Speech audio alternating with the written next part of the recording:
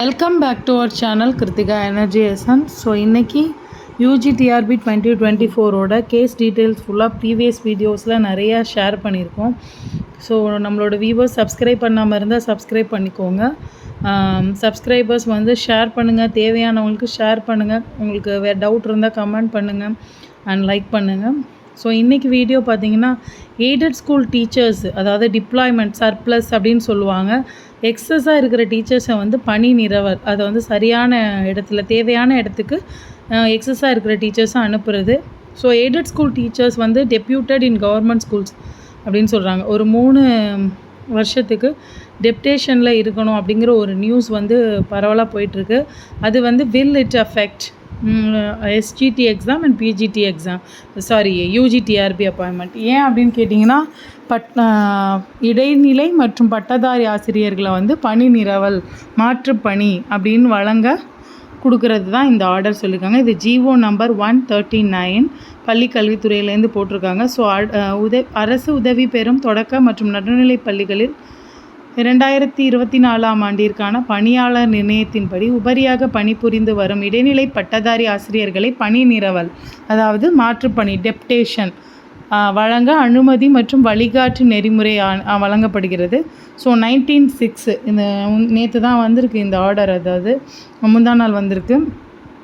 So இதை பற்றி நிறைய சப்ஸ்கிரைபர்ஸ் கேட்டுகிட்டே இருந்தீங்க. ஸோ அது யூஜிடிஆர்பி எல்லாத்தையுமே டெப்யூட் பண்ணிட்டாங்க, யூஜிடிஆர்பிக்கு போஸ்டிங் உண்டா இல்லையா அப்படின்னு. ஸோ இதோட 5 கொடுத்துருக்காங்க. இதுக்கு கீழே ஆணை.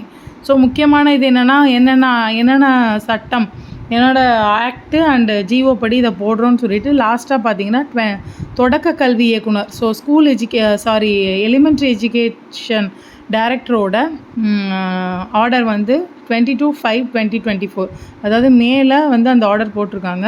ஸோ இதில் 5ஆவதாக கொடுத்த அந்த தொடக்க கல்வி இயக்குனரோட கடிதத்தில் நமக்கு 5018 தொடக்கப்பள்ளியும் 1496 நடுநிலைப் பள்ளிகளும் செயல்பட்டு வருவதாகவும், இந்த அரசாணையின் படி 18 அப்படின்னு சொல்லுவாங்க, எல்லாருக்குமே தெரியும் 18 பர்டிகுலர்ஸ்ன்னு சொல்லுவாங்க. So student and teacher ratio 18 particulars படி எங்கே கூட இருக்குது, எங்கே கம்மியாக இருக்குது அப்படிங்கிறது எப்போவுமே இது வருடம் நடக்கிறது தான். வருஷமே 18 பர்டிகுலர்ஸ்னு எல்லாத்துக்குமே நம்ம கொடுக்கறது தான். எங்கே அதில் கம்மியாக இருக்குது கூட இருக்குது அப்படிங்கிறதுல பார்த்ததுக்கப்புறமா ஸோ என்ன சொல்கிறாங்க அப்படின்னா, செயல்பட்டு வருவதாகவும் மேலே 2ஆவது படிக்கப்பட்ட அரசாணையின் படி 18 கணிக்கை கொண்டு ஸோ எஜுகேஷன் ஆஃபீஸர்ஸ், அதாவது தொடக்க கல்வி மாவட்ட கல்வி அலுவலர் டிஓஸ் ஆசிரியர் பணியிடங்கள் நிர்ணயம் செய்யப்பட்டு வருகிறது.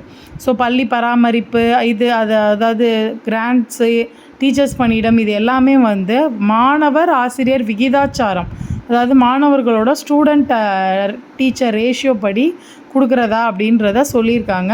ஸோ இந்த தொகுப்பு அறிக்கைகள், இதோட அறிக்கை எப்படி பெறப்பட்டிருக்கு அப்படிங்கிறத இதில் நமக்கு கொடுத்துருக்காங்க. அடுத்து பார்த்திங்கன்னா, ஸோ அதில் பார்க்கும்போது அரசு நிதி உதவி பெறும் தொடக்க மற்றும் நடுநிலை பள்ளிகள் மேக்ஸிமமாக நமக்கு சொல்லப்படுறது என்னென்னா எய்டட் ஸ்கூலோட பணியாளர் நிர்ணய தொகுப்பறிக்கை. ஸோ துவக்க பள்ளிகள் மொத்த பள்ளி 5018, இடைநிலை ஆசிரியர்கள் 1734, பட்டதாரி ஆசிரியர்கள் 299. ஸோ இதை டோட்டல் பணி நிரப்ப தகுந்த காலி பணியிடம் அப்படின்னு சொல்லி போட்டிருக்காங்க.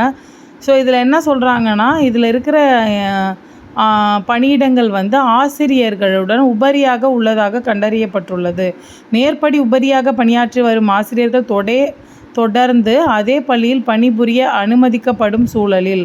அப்போ இந்த இடத்துல என்ன சொல்ல வராங்க, நமக்கு அரசு நிதி உதவி பெறும் இது ஆக்சுவலாக எய்டட் ஸ்கூலில் இருக்கிற, நம்ம கவர்மெண்ட் ஸ்கூலில் இருக்கிற எக்ஸஸ் இதை பற்றி அவங்க இப்போ சொல்லவே இல்லை. இது வரைக்குமே என்ன சொல்லிகிட்ருக்காங்க, எய்டட் ஸ்கூல்லேருந்து கொடுக்குற டீச்சர்ஸும் கரெக்டாக ஸ்டூடெண்ட் ரேஷியோ படி இருக்கணும். அதிகமாக இருந்து டீச்சர்ஸ் அதிகமாக இருந்தாலும் அது கவர்மெண்ட்டுக்கான பாதிப்பு தான். ஸோ இவங்க தொடக்க கல்வி இயக்ககத்தில் அவங்களுக்கு கீழே வர்ற எய்டட் ஸ்கூல்ஸில் 546 இடைநிலை ஆசிரியர் பணியிடங்கள், அதாவது 5546 எஸ்ஜிடியும் 299 பட்டதாரி ஆசிரியர்களும் மொத்தமாக 5845 உபரியாக கண்டறியப்பட்டுள்ளது.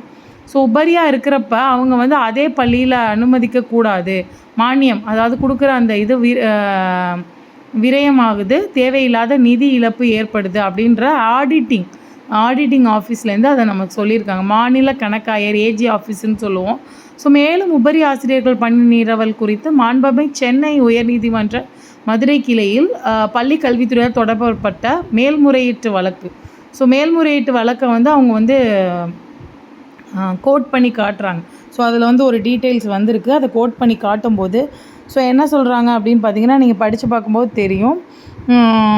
So in so far aided minority institutions are concerned, so teacher vacancy within the sanctioned strength for the academic year shall affected because of the identify excess teacher in other schools. So joint மேனேஜ்மெண்ட்டாக இருக்கட்டும், corporate மேனேஜ்மெண்ட்டாக இருக்கட்டும், எய்டடில் இருக்கட்டும், joint மேனேஜ்மெண்ட்னா தனியாகவே இன்னுமே நிர்வகிச்சிட்டு வர தாளாளர் தனியாக இருக்காங்க. பட் எய்டட் ஸ்கூலாக அதை எடுத்துக்கிறாங்க. பட் தாளாளருங்கிறவங்க வெளியிலேருந்து இருக்காங்க. ஸோ இதெல்லாம் உங்களுக்கு தெரிஞ்சது. இந்த விஷயத்துலேருந்து இவங்க மாதிரி இருக்கிற மேனேஜ்மெண்ட்டில் டீச்சர்ஸ் வந்து எக்ஸஸாக இருக்கிறதுனால உள்ளே இருக்கிற இனிமேல் போடப்படுற டீச்சர்ஸாக இருக்கட்டும், இல்லை கொடுக்கப்படுற சேலரியாக இருக்கட்டும், அது எக்ஸஸாக இருக்குது. சில இடத்துல ஸ்கூலில் டீச்சர்ஸ் இல்லை, சில இடத்துல ஸ்கூலில் டீச்சர்ஸ் அதிகமாக இருக்காங்க. ஸ்டூடெண்ட் பாதிப்பு அப்படிங்கிறது தான் இந்த இடத்துல அவங்க சொல்கிறது. ஸோ இப்போ இதுக்கும் நம்மளோட அப்பாயின்மெண்ட்டுக்கும் என்ன கனெக்டிவிட்டி வருது அப்படிங்கிறத நீங்கள் முக்கியமாக பார்க்கணும். ஸோ நம்ம ரொம்ப பயப்படுற அளவுக்கு ஆனால் விஷயம் இதில் எதுவும் இல்லை. ஏன் அப்படின்னு நீங்கள் கேட்டிங்க அப்படின்னா, ஜாயிண்ட் மேனேஜ்மெண்ட் அந்தந்த ஸ்கூலுக்குள்ளே முக்கியமான ஒரு விஷயம் சொல்லியிருக்காங்க. ஸோ எய்டட் ஸ்கூலில் தொடக்க நடுநிலை பள்ளியில் பணியாளர் நிர்ணயம் வந்து பண்ணணும். ஃபஸ்ட் ஆஃப் ஆல் இது முக்கியமான விஷயம் என்னென்னா, கவர்மெண்ட் ஸ்கூல் மாதிரியே எய்டட் ஸ்கூல்லையும் பணியாளர் நியமனம் அதே ஸ்கூலில் தான் இருப்பேன், ஏறுனாலும் இறங்கினாலும் அதே ஸ்கூலில் தான் இருக்கணும் அப்படிங்கிற விதியை மாற்றுறதுக்கு. ஸோ அவங்களுக்கும் பணி நிரவல் வேணும். யாருக்கு பணி நிரவல் வேணும்? இங்கே எய்டட் ஸ்கூலில் இருக்கிற எக்ஸஸ் டீச்சர்ஸ்க்கும் நம்ம இல்லாத இடத்துல இப்போ ஒரு எய்டட் ஸ்கூலில் டீச்சர்ஸ் கம்மியாக இருந்தாங்கன்னா அங்கே இவங்க போகணும். நான் இந்த ஸ்கூலில் தான் பணியேற்றேன் அப்படின்னு அவங்க ஒரு ரைட்டை கோர முடியாது அப்படின்னு சொல்கிறாங்க. ஸோ ஒவ்வொரு கூட்டு மேலாண்மை அப்படின்னா என்னென்னா, ஒவ்வொரு எய்டட் ஸ்கூலுமே தனி அழகாக கருதப்படுவதால் அந்த மேலாண்மையின் கீழ், அதாவது ஸோ ஃபார் எக்ஸாம்பிள் மைனாரிட்டி ஸ்கூல்ஸாக இருந்தால் மைனாரிட்டி ஸ்கூல்ஸில் அடுத்தடுத்த மைனாரிட்டி ஸ்கூல்ஸில் இருக்கிற டீச்சர்ஸை அதை ஒரு ஸ்கூல்லேருந்து இன்னொரு மைனாரிட்டி ஸ்கூலுக்கு சேஞ்ச் பண்ணலாம். ஃபஸ்ட்டு அப்படி சேஞ்ச் பண்ணும்போது என்ன சொல்லியிருக்காங்க, வட்டாரத்திற்குள்ளும் அதாவது யூனியனுக்குள்ளே, அடுத்து யூனியனுக்கு வெளியில், அடுத்து டிஸ்ட்ரிக்ட்டுக்கு வெளியில் அவங்களோட பணி நிரவல் படி அடுத்து என்ன வழிகாட்டு நெறிமுறை நமக்கு ஆஸ் யூஷுவல் தெரிகிற மாதிரி எய்டட் ஸ்கூலில் வந்துட்டு மேலாண்மையின் கீழ் செயல்படும் உதவி பெறும் பள்ளிகளுக்கென அனுமதிக்கப்பட்ட எண்ணிக்கை மேல். ஸோ ஒவ்வொரு ஸ்கூல்லையும் இதுதான் ஸ்டாஃப் இருக்கணும் அப்படின்னா அதுக்கு மேலே நீங்கள் பண்ணீங்க, எனக்கு இது பக்கத்தில் இருக்குது, இது மாதிரி போகக்கூடாது அப்படின்றத கொடுக்குறாங்க. அடுத்து பணி நிறைவு மேற்கொள்ளும்போது சீனியர் ஜூனியர் கண்டிப்பாக பார்க்கணும். ஃபஸ்ட்டு யார் ஜூனியரோ அவங்களுக்கு எங்கே வேணுமோ அங்கே கொடுக்கணும். ஸோ அடுத்து அவங்களோட விருப்பத்தின் பேரில் வந்துட்டு அரசு பள்ளி நிர்வாகம் பள்ளிக்குழு ஒப்புதல் பெற்று பணி நிறுவனம் செய்யப்படும். ஸோ இது எல்லா கைடன்ஸுமே பார்த்தீங்க அப்படின்னா இதை வந்து கவர்மெண்ட் ஸ்கூலுக்கு கொடுக்கல. இது கவர்மெண்ட் ஸ்கூலில் ஆஸ் யூஷுவல் நடந்துட்டு தான் இருக்குது. வருஷம் நமக்கு சர்ப்ளஸ் கவுன்சிலிங் நடக்குது.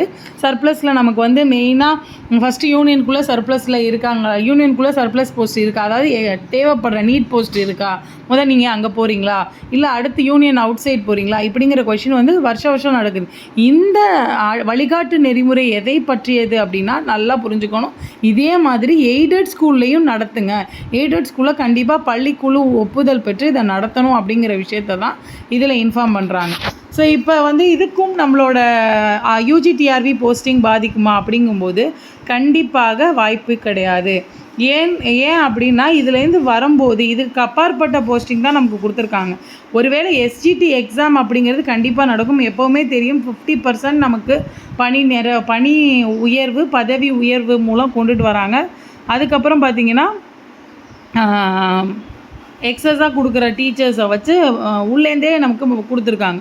ஸோ இப்போ என் மாற்றுப்பணி அப்படின்னு கொடுக்கும்போது உபரி ஆசிரியர் மாற்றுப்பணியில் அனுப்பும் பொழுது அவர் தொடக்க நடுநிலை பள்ளிகளை மாற்றுப்பணியில் அனுப்பப்படும் போது பள்ளியில் இளையவளாக இருக்கும். ஸோ ஸ்கூல்லேருந்து போகிறாங்க யாருன்னா சயின்ஸ் டீச்சர்ஸாக இருந்தால் சயின்ஸ் டீச்சரில் இருக்கிற ஜூனியர் யார், அந்த பள்ளிக்கு போய் பக்கத்தில் வேலை பார்த்துட்டு இருக்கும்போது இங்கே எக்ஸஸாக ஸ்கூல் சேர்ந்துட்டான் அப்படின்னா இது மதர் ஸ்கூல்னு சொல்கிறான், தாய் பள்ளி.